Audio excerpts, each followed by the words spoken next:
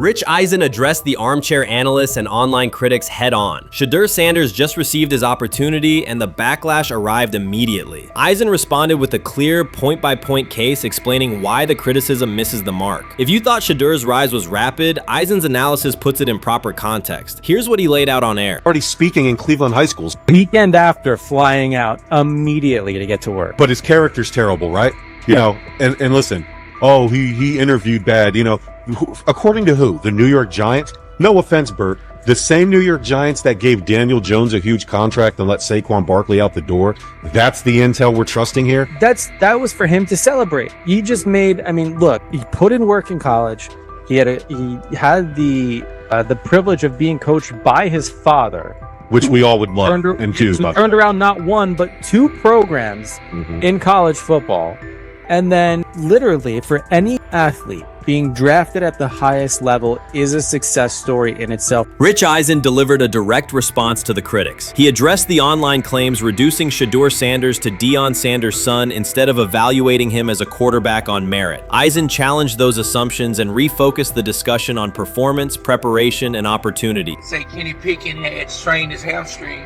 Shedeur, they say his first day in pass, 9 for 9, 2 touchdowns, no interceptions. They were just hating on this young guy. Within minutes, Rich Eisen delivered a structured breakdown, addressing each claim with evidence and dismantling weak narratives through clear analysis. He replaced speculation with data and kept the focus on what matters: decision-making, accuracy, leadership, preparation, and game management. The reality is simple. Shedeur Sanders was not given this opportunity. He earned it through performance and consistency against real competition. He accepted the role, met the standard, and handled the moment with professionalism and urgency. No shortcuts, no favors, just results and readiness. Eisen's point was direct. Evaluate Shedeur on his work, not assumptions, and acknowledge that he has justified the opportunity on the field. I've done it at 2 locations already, so it's simple. So that's why when people say I'm not, you know, one of the top quarterbacks or the top quarterback, because what are y'all going based off of? Because I did it year after year after year, and you see the progression.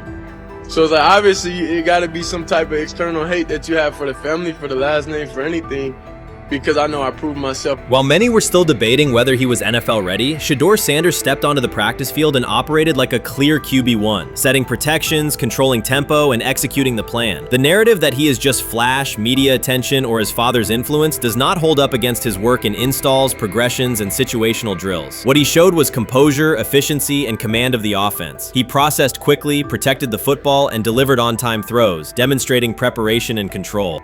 I'm a firm believer.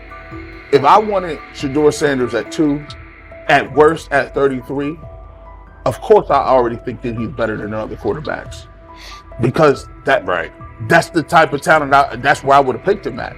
And if he was at 2 or 33, and he still had the same exact skill set, we would be talking about him starting and playing. Right. Well, there'd only be 3 quarterbacks. It'd be 3 quarterbacks, not 4. Not 4, yeah. But since he moved to the 5th round, that's cool. They might have to go along with it. But to me, I think if you ask who got the best tools, I'm going with Shedeur Sanders. From the first day of camp, he was not there to get by. He arrived to lead. There was no hesitation in installs, no lapses in fundamentals, just precise timing, clean footwork, and consistent velocity to every level of the field. He managed protections, controlled cadence, and delivered in situational work, showing command rather than learning on the fly. The approach was efficient and disciplined, with attention to detail and progressions and ball placement that reflected preparation, not improvisation. At the same time, Rich Eisen addressed the narrative directly and backed it with evidence.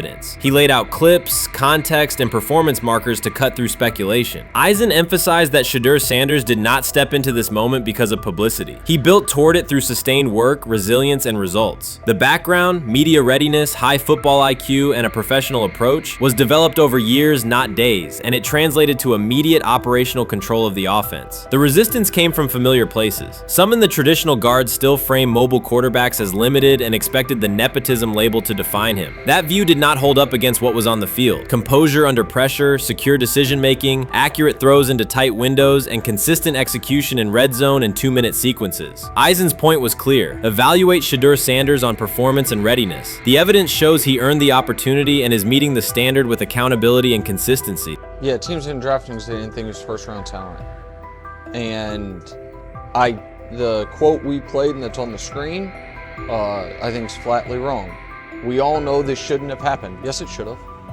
It should have happened because this wasn't. Now, again, teams can be wrong. The league as a whole can be wrong.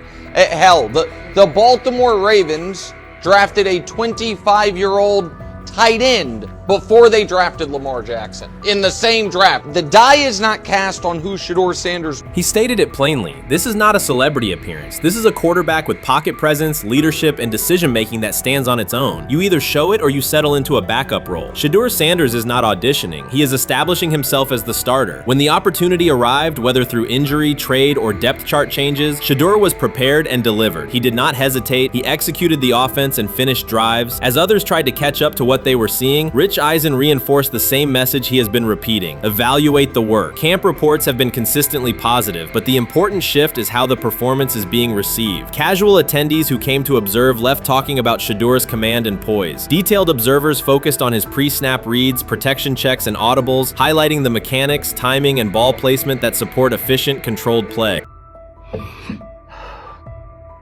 I'm about to unleash about Shedeur Sanders. I just watched what happened to Shedeur Sanders in the Cleveland Browns' third and final preseason game. And I'm outraged, I'm sickened, and I'm saddened.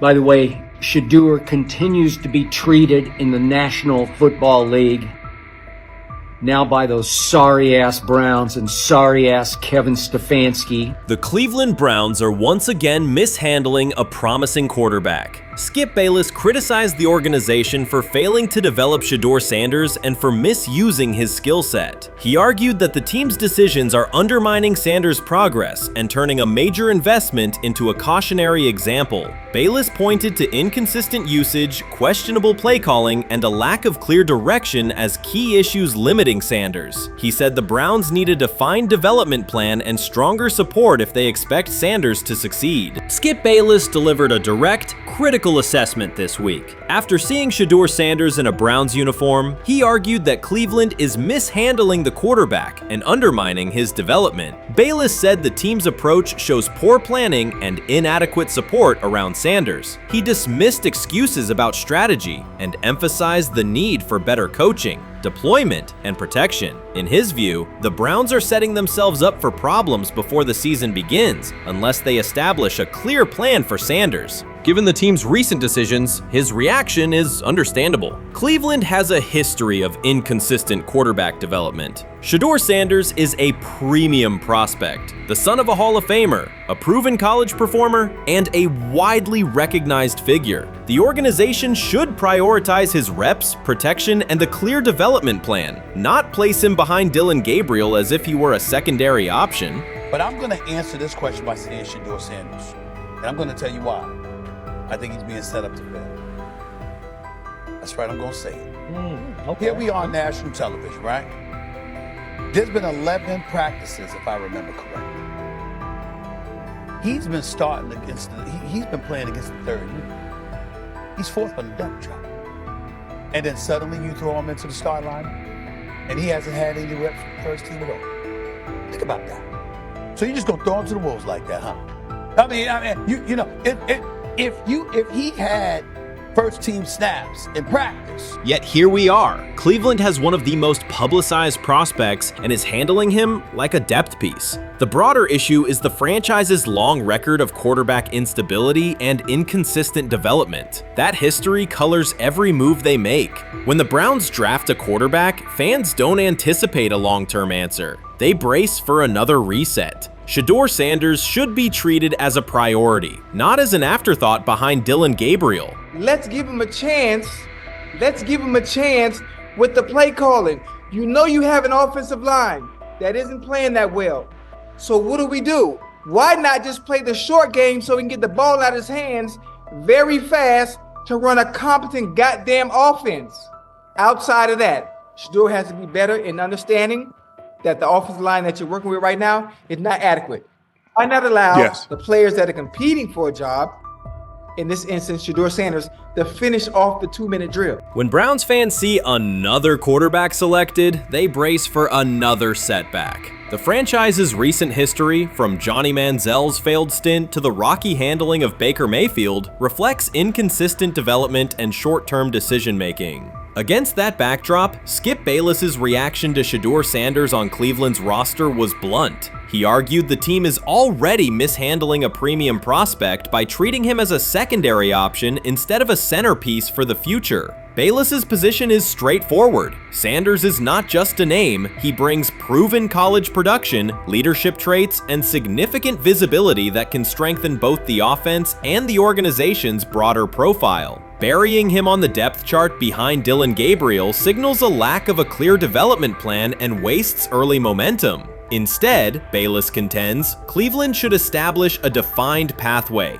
First-team practice reps, protection and personnel tailored to his strengths, deliberate play calling that accelerates processing, and measured in-game opportunities that build confidence and execution. In his view, the Browns need alignment from the front office to the coaching staff to prioritize Sanders' growth. Continuing to treat him like a depth piece risks repeating the same cycle that has undermined previous quarterbacks. Committing to a coherent plan gives Sanders and the franchise a realistic chance to convert potential into sustained performance.